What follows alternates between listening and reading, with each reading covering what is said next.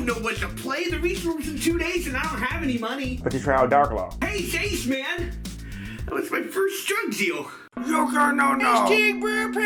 What's going on, everyone? So in today's video, me and my bro YugiNoNo here is going to talk about road decks and good road decks you guys could be playing in this format. So let's get into it. Start off by saying there are a lot of great road decks you guys can play in this format. A few in particular are some of my favorite decks, and the first one we're going to talk about is Heroes. Masked Heroes is a deck I've been preaching to you guys for the longest. Power of Masked Hero Dark Law is just too amazing. Bring them out, banishes the entire, keeping their opponent's graveyard at bay, erects spirals, erects pendulums, cosmos, anything that revolves around graveyard effects Heroes can do. Heroes right now can also abuse things like Blackluster Soldier in it to give itself another boss monster, and with the new Hero Link monster coming out, I highly think it's going to be a great deck to play in the up-and-coming format, simply due to the fact that it can make some pretty sick combos, despite the fact that I kind of gave the card a crappy review on my channel. Another deck you guys can play is the newly released, or actually not newly released, but the newly found deck of Great Manju Erisa. Amazing effect. He has 400 attack power for each card banished, and the guy at YCS San Diego almost topped with that deck. You play your 3 Pot of Desires, banish 10, he's a guaranteed 4K. You play a second Pot of Desires, he's an 8K. If you're lucky to play the 3rd Pot of Desires, he's a 12,000 beater. Enough to go ahead and give you the OTK. The deck runs things like with Scarecrow, Battle Fader, other good cards to make it so your opponent can't OTK you. Then in your following turn, you OTK them. I mean, the deck is pretty sick. The deck profile's on Simo's channel, I believe, and the guy goes in highly depth on how he was just finessing people the whole day. So if you guys want something else that's pretty good, really unique, and it's not fully developed yet, check out the Great Manju deck. Now, the last deck I'm going to talk about before I pass it to my bro YugiNoNo is Cosmos. Cosmos is a great deck that you guys can play in the current format. All the big ships cannot be targeted, which protects you from things like Firewall Dragon, the list goes on. I've been preaching Cosmos on my channel for a while now, ever since I've seen them top in the Zodiac era. They can abuse things like Full Force Virus, giving you the original Crush card effect of banishing, destroying cards in your opponent's hand, and cards they draw for the next few turns. Cosmo Dark Destroyer, he pops cards in target. The only downfall is they kinda are a little bit inconsistent because you kinda have to draw the perfect hand with them. But with that being said, if you guys abuse of things like Card of Demise, Reckless Greed, Pot of Desires even, the list can go on. You guys can make a pretty sick Cosmo deck, and if you combo with the Full Force Virus card, you guys can do some pretty neat damage.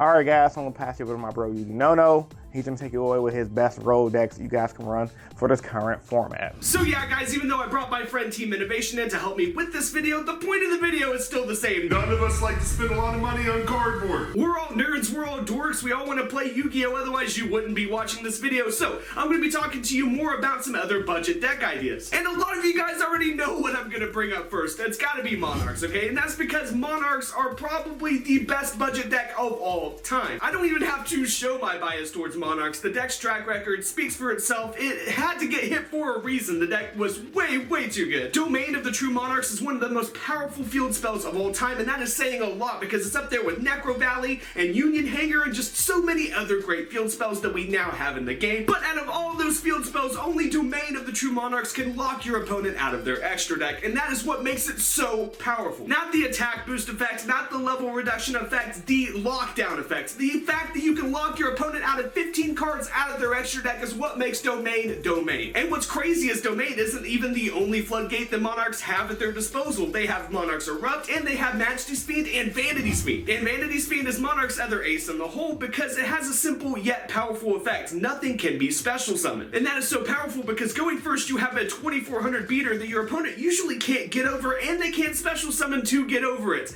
That's really good. And Majesty's Fiend has a very simple yet powerful effect, just like Vanity's Fiend, which is monster effects cannot be activated anywhere. And since Majesty's Fiend literally does not care where monsters are activated to stop them, it even stops hand traps. And that's what's really good because so many players are playing hand traps right now. I mean, think about it. When's the last time you even saw a top deck profile that wasn't maining hand traps? The point is, guys, Monarchs still have a lot of tricks up their sleeve in the form of the floodgates that the deck does have. So playing Monarchs can not only catch your opponent off guard, but you can win games as well. But if you want to go full helmet, guys, I'm not talking chain burn helmets, I'm not talking nurse burn helmets, I'm not not talking Exodia helmets. I am talking about your opponent cannot do anything at all helmets. You have to be playing barrier statues. Barrier statues with Fossil Dyna and Jowgen is just a good deck. You play those cards, these floodgate cards that say your opponent cannot special summon, and you back them up with a shit ton of traps, and you just kind of win. That is just how the deck plays. You summon a monster, say your traps, and then pass.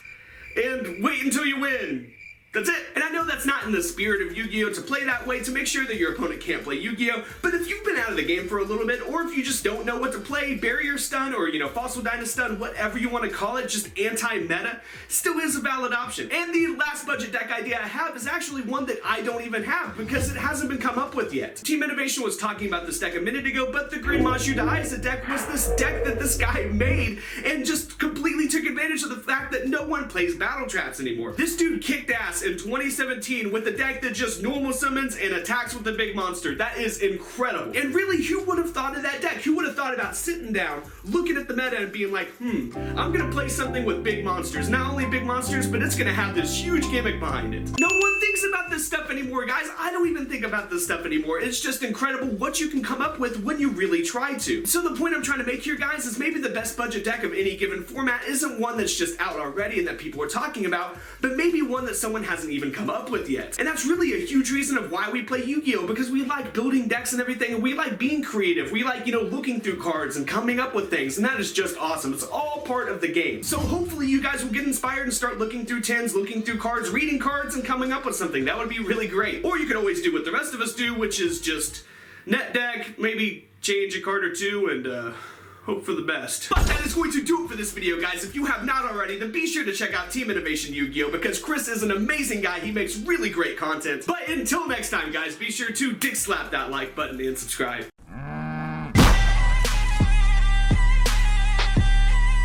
Subscribe!